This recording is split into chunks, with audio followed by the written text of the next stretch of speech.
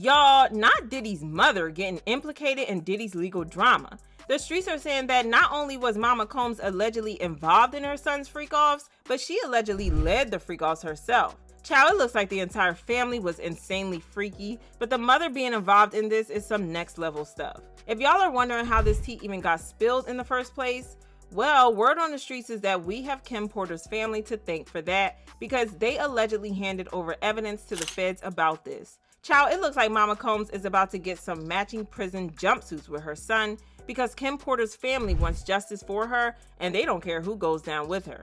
So, did Janice Combs introduce her son to freak-offs, or is she another one of his victims? Let's break it down. Okay, so we have known for a hot minute now that Kim Porter's family has always contested the official ruling of her death. You know, the pneumonia ruling. It's hard to blame them because it doesn't make a lot of sense. For one, the first coroner who performed the autopsy noted that there were some toxins in her system.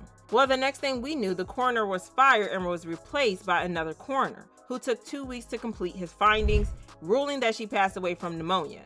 And get this, when people started to get suspicious of the second coroner's ruling, the first coroner, the one who found toxins in her system, mysteriously passed away from so-called natural causes. Yeah, the math was not mathing.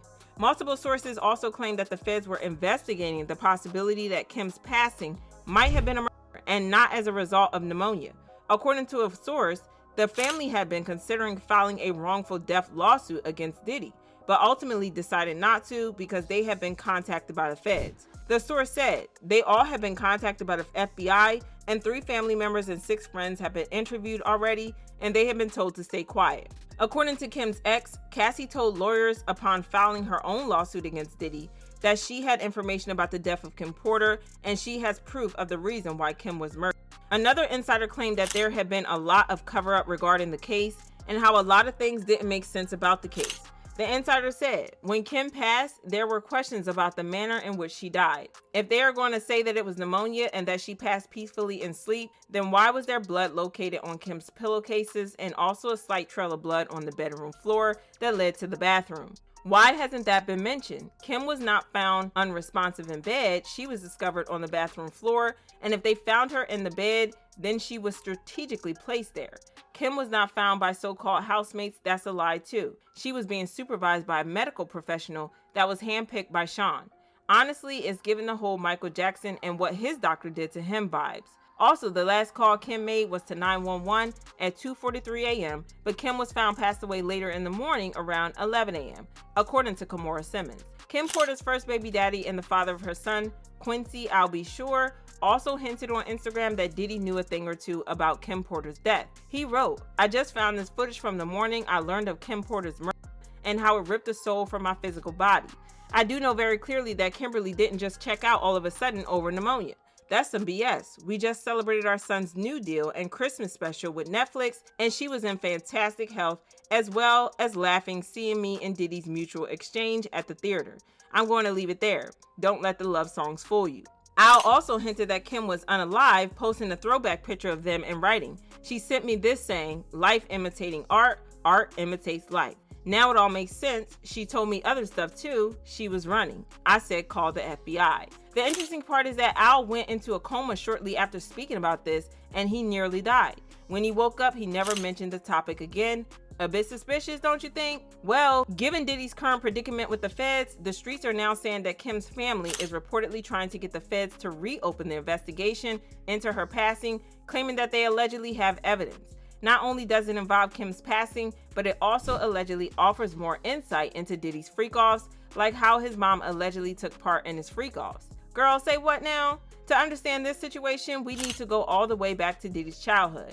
His father, Melvin Combs, was involved in some seriously shady stuff, and he was linked to Frank Lucas. Yes, that Frank Lucas, the man who inspired the movie American Gangster. Melvin was eventually unalived in what is believed to have been a botched deal when Diddy was only 3 years old. After Diddy's dad passed away, his mom Janice made sure to keep her 3-year-old away from the rough side of life. When he turned 12, she moved him and his sister out of Harlem to Mount Vernon, New York. She worked several jobs to make sure Diddy could attend a private school. Speaking about this, he said, "Until I was 12, I lived in Harlem. Then we moved to Mount Vernon, New York.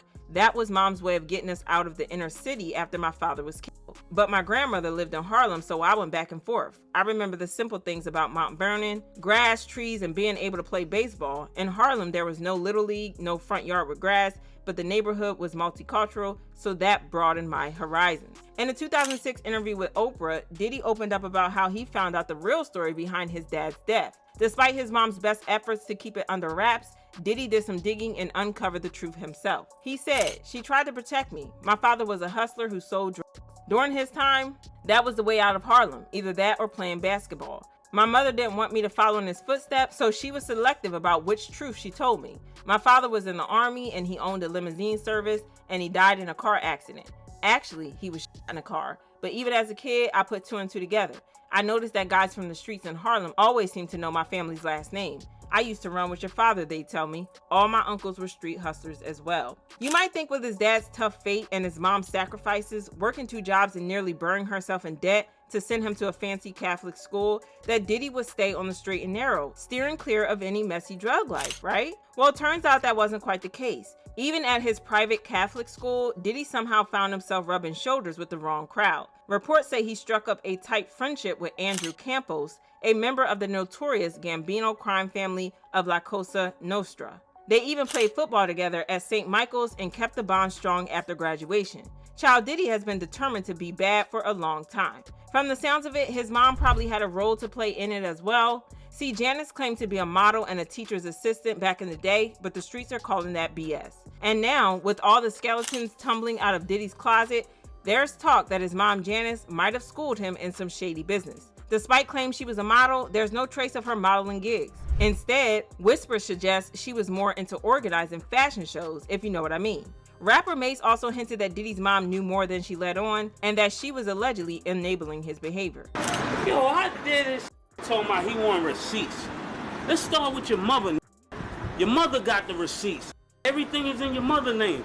Looking back now, a lot of things are starting to make sense, like this weird video that Diddy posted of him and his mom. It was weird of him to show off his mom's body like that, and did y'all catch the part where he said his mom was getting an IV drip with him? Well, in the federal indictment documents that were released by the feds, they revealed that Diddy and the Freak0ff victims typically got IVs to recover after freak-offs. And I know y'all noticed her white nails. In Cassie's lawsuit, she claimed that Diddy forced her to wear white nail polish before freak-offs. And the comment about how his mom can touch the floor with her palms, yeah, fans are putting 2 and 2 together, and it looks like Mama Combs just might have been getting freaky with her son, which is just wild to think about. But given the rumors about her past and the things that she has allegedly been enabling her son to do, should we really be surprised? Child, this is some wild stuff, and fans commented.